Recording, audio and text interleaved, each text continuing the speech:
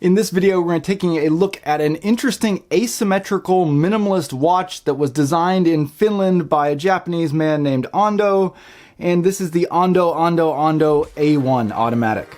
This video is part 2 of my May MICROBRAND showcase. In this series, I'm doing mini reviews of 5 different MICROBRAND watches. Here's a quick look at the other watches that are in this series, and then after that, we're going to check out the A1 from AndoAndoAndo.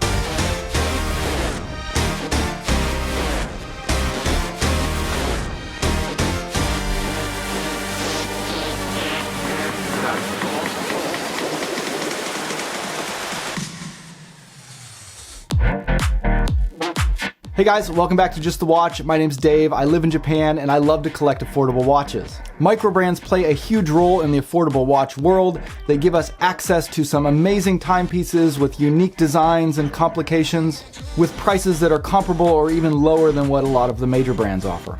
That's why each month I like to do a roundup of the most interesting microbrand watches that are out there, and that's what this series is all about. The May edition is broken up into 5 different videos. Each are mini reviews of the watches that we're looking at, and I'll give you 2 options at the very end of this video. So just stick around to the end, and then you can click through to the next one. But now we're going to take a look at a really cool watch from AndoAndoAndo. This is one that I did receive for free, but not from the brand, so I'm not sure how disclosure works for that. I'll put the paid promotions flag on this video just to be safe, but I haven't had really any contact or relationship with the brand at all. Okay, let's take a look at it. The A1 from AndoAndoAndo is a watch that is all about the design. Rather than trying to create a tool watch or a watch that's a reinterpretation of some other vintage or historical piece, Ando sought to design a watch from the ground up that was simple, ergonomic, and functional. As such, this watch doesn't really fit into your typical categories. I would mostly classify this as a casual watch, but given its simplicity, I think you could get away with wearing it in dressier situations as well, where it would be a great conversation starter. Upon seeing the watch's unique asymmetrical design, a lot of people have commented that it reminds them of the Seiko Giugiaro Aliens watch. However, if you look closely at the design and particularly the ergonomics of this, there's actually some really key differences.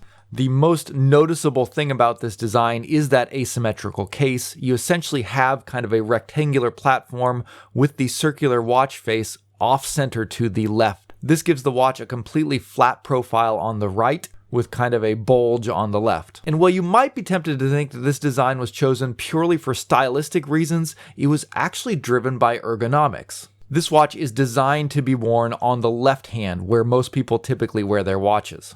And when you wear this watch on your left hand, the flat profile on the right hand side will be the part that is pointing towards your hand. This means the watch case itself only extends a couple of millimeters past the actual band. So if you wear your watch above that little wrist bone, then no matter how you bend your wrist, the case and crown will never get in the way of your wrist's movement. This, combined with the watch's slim, small profile, makes it a watch that is very unobtrusive and extremely comfortable. And on top of that, it gives the watch an incredibly unique look, which really makes it a lot of fun to wear. Now, in some ways, contrasting with this kind of crazy, unusual case shape, the rest of the watch is incredibly simplistic.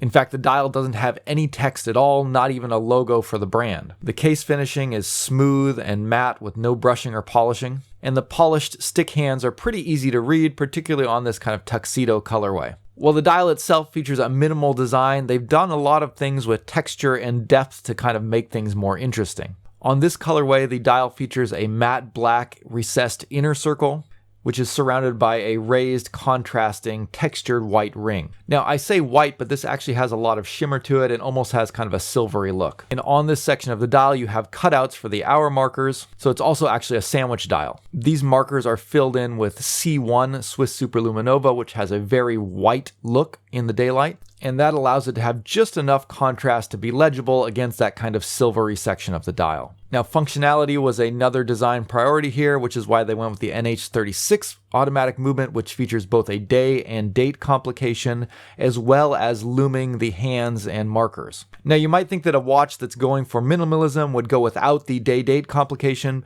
but I feel like that really adds to the look of the watch and the functionality. The dial is so sparse that having that 3 o'clock section broken up by the day-date display, I think actually adds a lot to the watch. And I really appreciate that they went with the choice of Japanese or English on the day display, which references Ando's Japanese heritage, which really plays a lot into the design of this watch. Plus, kanji date wheels just look really cool. Now, one thing to note about this watch is that it is on the smaller side. It is designed for people with medium to small sized wrists.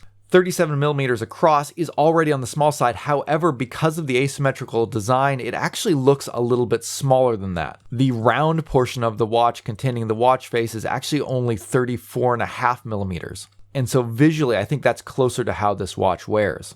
Also, I think the strap on this watch is not really going to accommodate wrists much larger than 7.5 inches. I have a 7.25 inch wrist, and I've only got about 2 holes left on the strap. And personally, overall, I just think visually it doesn't look that great for my wrist size, but that's a very subjective call. One area that I do think they have some room for improvement is with the quality of the strap. This is a pretty basic, genuine leather strap, which, while looking nice enough, doesn't really feel that high of quality, and I don't think it's going to last particularly long.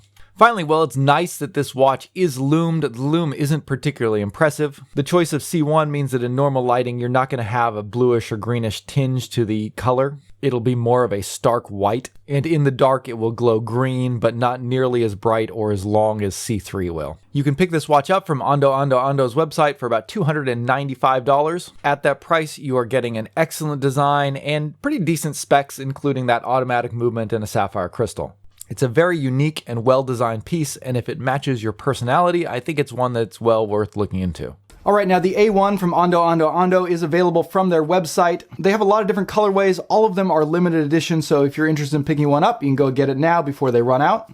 Really cool, really interesting little way to do a microbrand release. And now I'll let you choose which watch you want to see next in this series. You can jump straight on to part 3 and check out the Merkur Vintage Homage Diver, or skip ahead to part 4 to check out the base FD1, which was inspired by the SR71 Blackbird.